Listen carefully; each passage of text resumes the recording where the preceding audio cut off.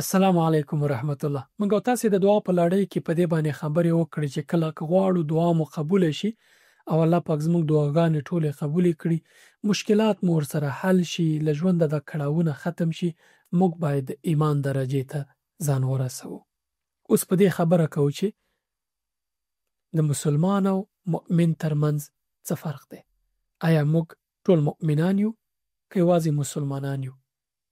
څنګه د ایمان درجه ته لوړېدای شو؟ څنګه مؤمنان کېدای شو؟ په دې برخه کې په همدې باندې غږیږو. ډېر خلک فکر کوي چې دغه دواړه مرادف کلمې د مترادف یو بل سره یو معنا لري، خو علماو د دې دواړو کلمو ترمنځ ډېر توپیرونه کړي او د دواړه یو شان نه دي. قرآن کریم هم دې ته اشاره کړې ده. اوس راځو په دې خبره کوو چې اسلام څه دی، ایمان څه دی. اسلام ظاهري اعلان دی. موږ او تاسو کله وایو زه مسلمان یم، تا په ظاهر دا اعلان کړ، د ژبې وینا ده، تا وویله. خو کله چې دغه اسلام دغه څه چې سپارښتنې دي د دین، دا ایمان، دا یقین چې ته په الله پاک باندې لري، دا ستا زړه ته دننه شي، بیا د ایمان درجې ته لوړېږي. ایمان یوازې د خولې وینا نه ده.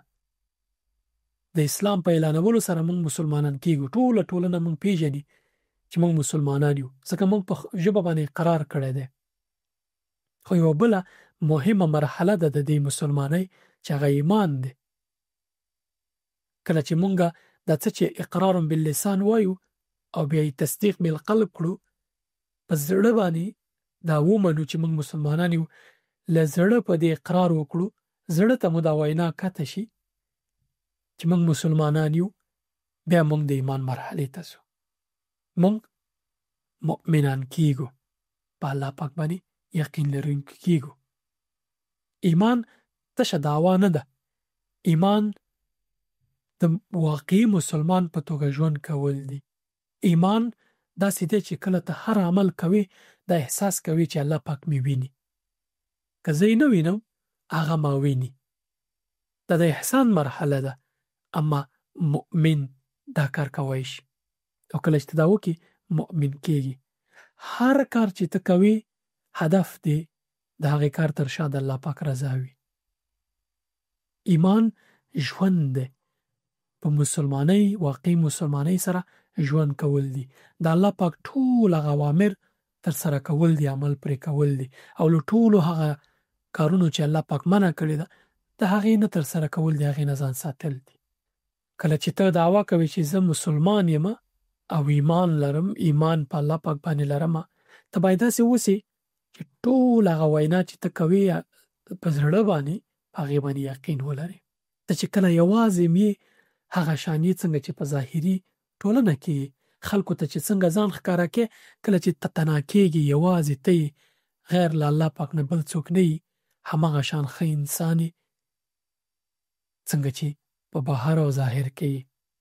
که ته داسې کوي چې په بهر او نورو خلکو ته ځان ډېر ښه سړی کوي، او کله چې یوازې شوي په هیڅ حرام کار باندې، په هیڅ ناروا کار باندې صرفه نه کوي، ته بیا مؤمن نه یې. ته ایمان لري خو دا واقعي د ایمان مرحلې ته نه یې داخل شوی، ته مسلمان یې اما مؤمن به نه یې، ځکه چې ته باید د الله پاک هغه ټول حدود ته جدي پام وکړي او ځان داسې کړي چې کله یوازې الله پاک سره یې، او څنګه چې بهر یې ستا مخ او شا باید یو شي.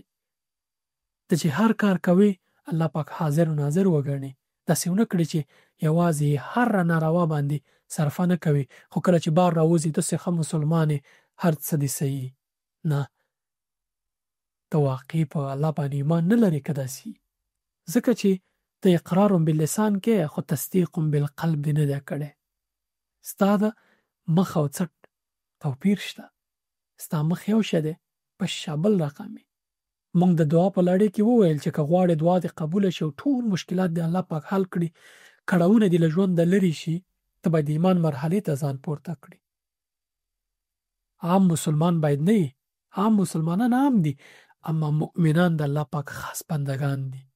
الله پاک سره اړیکه دومره پیاوړې چې لاس پورته کړي، تر څو لاس ښکته کوي الله پاک د دوی دعا قبول کړي او هغه ټول ظروف او اسباب ورته برابروي الله پاک، لاره ورته ښیي چې په کومه لار باندې لاړ شي چې د هغې خپل هدف ته ورسیږي. نو په تا باندې لازمي ده چې مؤمن به شي، مؤمن شي. نو ایمان ژوند دی، ټول حرکات، فکر، عملونه، ژبه، هر څه د الله پاک په لاره باندې عیارول او برابرول دي. پرته له دې انسان ایمان مرحلې ته نه داخلېږي.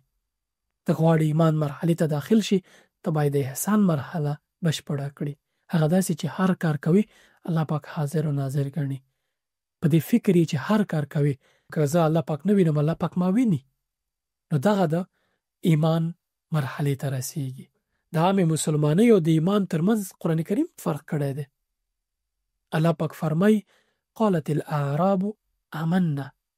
د رسول الله صلی الله علیه وسلم څنګ ته ځینې عربان راغله، ځینې خلک راغلل، ویل چې مونږ ایمان راوړی دی، دعوه یې وکړه چې مونږ ایمان راوړی. الله پاک ورته څه فرمایي؟ دا خبره الله پاک رد کړه. قل لم تؤمنوا ولكن قولوا اسلمنا. نه، تاسو ایمان نه دی راوړی، بلکې ووایئ چې مونږ اسلام راوړی، مسلمانان شوي وي. ولما يدخل الايمان في قلوبكم. کله چې ایمان ستاسې زړه ته داخل شي بیا تاسې مؤمنان کیږئ. تر اوسه هغې مرحلې ته نه یې رسېدلي. یوازې اعلان مو کړی مسلمانان یاستئ، اما مؤمنان نه یاستئ. ځکه مؤمن یو ځانګړې مرحله او یو خاص مقام دی. د الله پاک ځانګړي بندگان دي، د الله پاک خاص خلک دي. او قرآن کریم کې هر ځای چې د مرستې، د دعا قبلولو او نورو وعده راغلی، الله پاک له مؤمنانو سره کړي، مؤمنان مخاطب کړي دي. هغه آیت مو د دې لړۍ مخکینیو برخه کې بیان کړ، ښه مو تشریح کړ په وضاحت باندې چې الله پاک فرمایي وَإِذَا سَأَلَكَ عِبَادِي عَنِّي فَإِنِّي قَرِيب. کله چې زما بندگان له تا پوښتنه کوي ای پیغمبر صلی الله علیه وسلم، زما پر پوښتنه کوي چې یعنی دا رب زموږ چیرته دی؟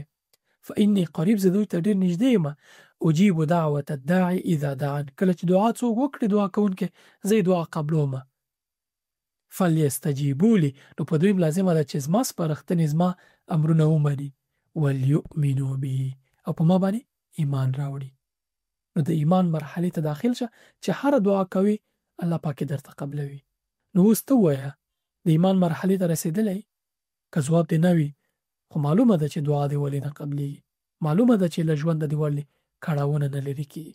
ځکه الله پاک هره وعده چې کړې له مؤمنانو سره یې کړې ده. ځکه دعا ټوکې نه دي، دعا له یو عظیم رب سره اړیکه ده، له یو عظیم ربه د یو څه غوښتل دي. کله چې ته دعا کوي او زړه کې د ایمان څپې په مستۍ نه وي، یقین ونه لري واقعي او احسان مرحله، یعنی داسې چې په دې ډاډه چې الله پاک دې ویني، که ته یې نه ویني، دغه مرحلې ته که ته ځان ونه رسوي او دا فکرونه کې چې ته چاته دعا کوي، له چا یې غواړې، د دې ټولې دنیا خزانې، امکانات، هر څه دغه پیاوړي رب په واک کې دي. او زه چې هر څه وغواړم هغه راکوي، که زما پکې خیري، که یې را نه کړل خیر مې پکې نشته. دغه مرحلې ته ځان ورسې بیا چې هر څه غواړې الله پاک درته پوره کوي انشاءالله.